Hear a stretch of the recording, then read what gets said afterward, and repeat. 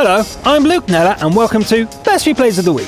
In this episode we have tanks switching roles, the little TD that can, and a return to the North American wilderness. Let's get to it.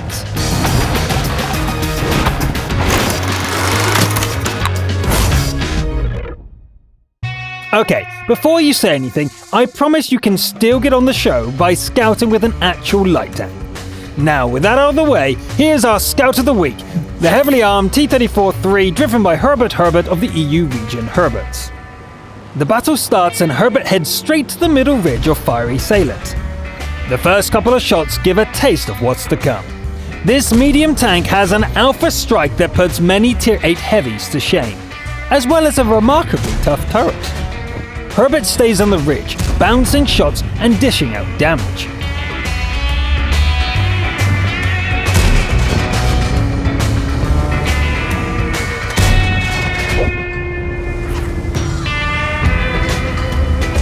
The Reds aren't entirely happy with the situation, so they push in close and make their displeasure known. Our scout doesn't get discouraged, however, and responds with an uneyed kill. Then, a Sturemil comes into view and becomes the next victim. A KV-5 sneaks in a shot from the side, but it's the last gasp of a mortally wounded foe. The tide has turned in the team's favour. Now all that remains is hunting down the stragglers. There's no reason to ease up though, there's still assistant damage to be had. Herbert doesn't waste any of it.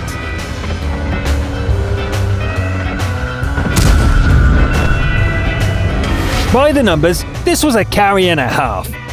4.3 thousand damage dealt, nearly 3,000 blocks, and an impressive 7.3 thousand assisted. It would be quite a trick to match that with a light tank.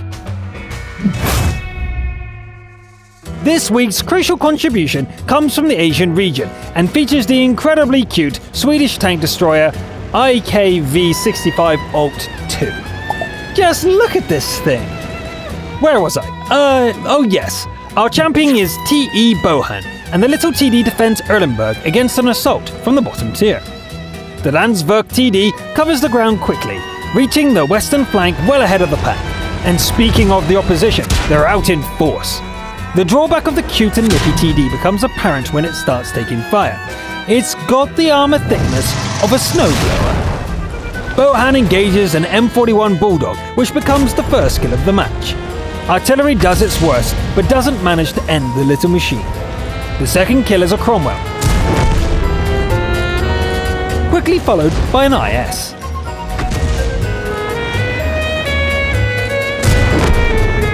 Hey Jagdpanzer, wanna play some more? Ow, not so rough! Haha, you still lose. So much for the hit point buffer. The next mistake will be the last. It's probably best to pick the rest off at a distance, like this. As long as they hold still, it shouldn't be too difficult. The T-44 has some integrity left, so Bohan finishes it off with an incendiary round. Turretless TDs aren't the best arty hunters, but this one was actually meant to be a light tank. Bohan even carries a pair of HE shells for these special occasions.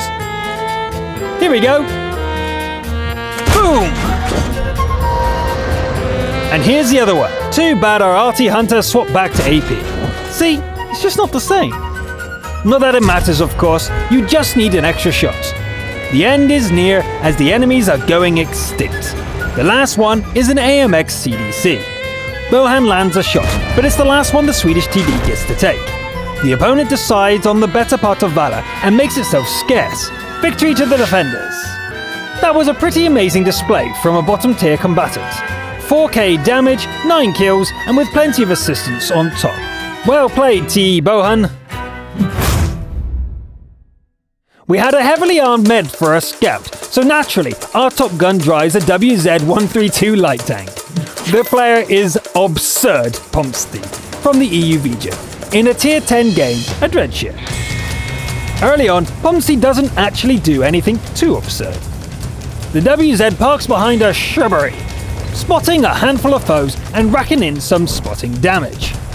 Guys, are you sure this is the Top Gun game? Did they get switched around or... Oh, okay, something's happening. That's a kill. Maybe it's starting now. Yes, we're on the move. Now that I look at it, the 4 APCR loadout suggests something other than passive scouting. High penetration ammo is wasted on a T-49, but the aggressive takedown is very promising. Meanwhile, in the time it took our Top Gun to warm up, the rest of the team seems to have gotten themselves killed. Hello, Immel, don't bother trying to run. Bye-bye, Pershing. Pomsey engages a T-34, aborting the attack when the Heavy gets ready to return fire. Another friendly falls, but the T-34 gets finished off. That makes Top Gun. Whether the SPG can help with the rest remains to be seen.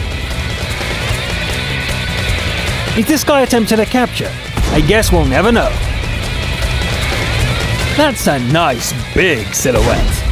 Taking a hit from the 150mm cannon is not an option, so Pomsey is very careful with the E100. The ISU is dangerous as well, but its slow pivot rate renders it helpless. Both SPGs fire, turning themselves from a deadly threat to harmless fish in a barrel.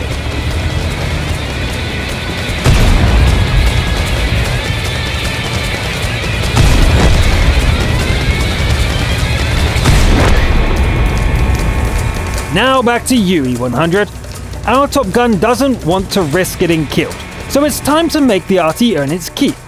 The WZ races across the countryside like a dirt bike, making it impossible for the opponent to predict its location. The tactic pays off. The Lorraine would be ready to fire, but its help is not needed. Nice, 11 kills is an impressive feat with a light tank. However, I'm sure some of you will laugh when you see the bill for the APCR ammo. Now it's time for some tag team action with Mike Take, TR Slaughter TR, and Glamdring Turkey from the EU region. The map is Kharkov. Each one finds their own way north, and the platoon mates open the tally by ganking an M41 Black Dog. Mike trades shots with a bat, and the trio press onwards.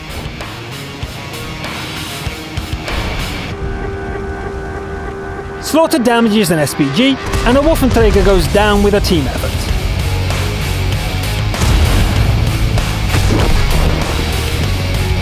Mike pushes ahead, attacking a Jagdpanzer E100, while Glamdring and Slaughter bring down an E100 on a parallel street. Mike finishes off a second E100, and the non-autoloaders dismantle a TD version of the giant Heavy together.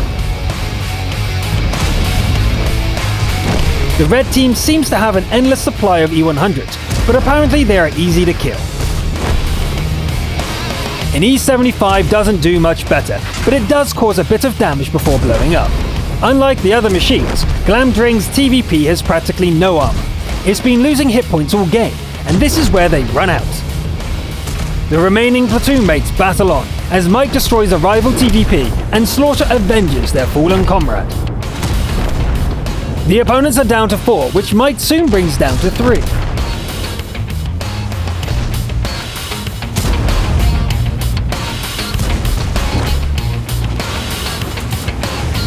Slaughter wins a duel with an E50, while Mike dukes it out with a T54.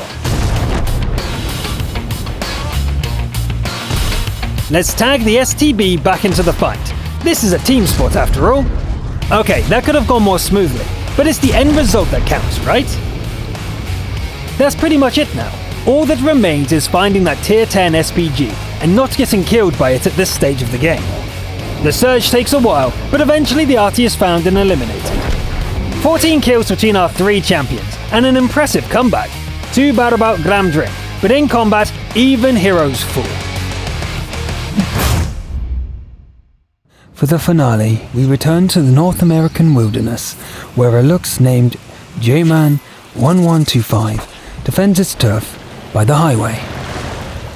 The autumn day seems normal, but J-Man senses something is wrong. The other creatures go about their business as the lynx heads out to the edge of its territory. It settles in a bush and waits, senses alert for any signs of danger. Our camera crew haven't spotted anything when the lynx explodes into action. There really is something there. The smaller predator isn't much of a threat, but it's not welcome here. The second interloper manages to give a nasty scratch. Presently, the weather turns bad as lightning strikes. J-Man runs away, upset by the painful experience.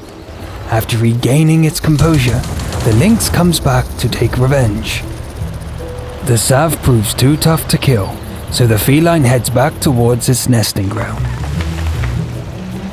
A cautious attack on a Panzer IV isn't enough to bring it down, but leaves it easy prey for another hunter. We don't know what has caused this incursion, but our feline hunter seems determined to defend its territory. Some of the interlopers are bigger and heavier, but they aren't fighting for their home. The lynx is usually a cautious creature, but this one isn't backing down.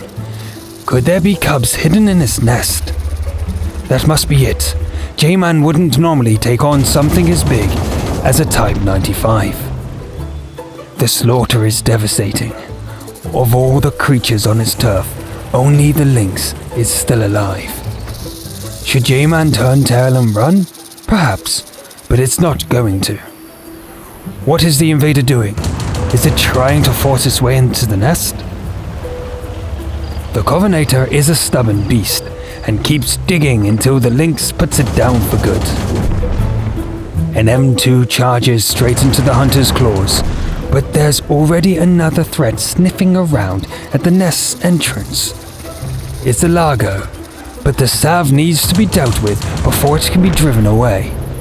The Largo must be close to finding the cubs as yet another beast forces J-Man to defend itself. There's no time to rest as the exhausted lynx charges in to defend its offspring. The desperate attack works, wounding the opponent just enough to distract it. The furious creature tears away at the cover as J-Man gets ready to pounce. The attack is swift and deadly. The cubs are safe. Another Sav comes into view, landing a painful strike on the lynx's paw. J-Man shakes off the injury and strikes back. The strange predator doesn't give up, but it's far from home. A second strike and the invader lies still. The fields seem quiet, but the lynx isn't leaving anything to chance. Lynx prowls through its territory, coming across a wasp. That's what stung it so fiercely before. After the wasp nest is destroyed, our brave lynx can sleep safely once again. Calm has once again returned to the North American wilds. An unusual situation to be sure, but the fierce little Lux has clearly established its dominance. That's it for this episode. I promise that's the last nature dramatization we'll do this season. 2 is enough, don't you think? I'm Luke Nella, thanks for watching, and I'll see you next time.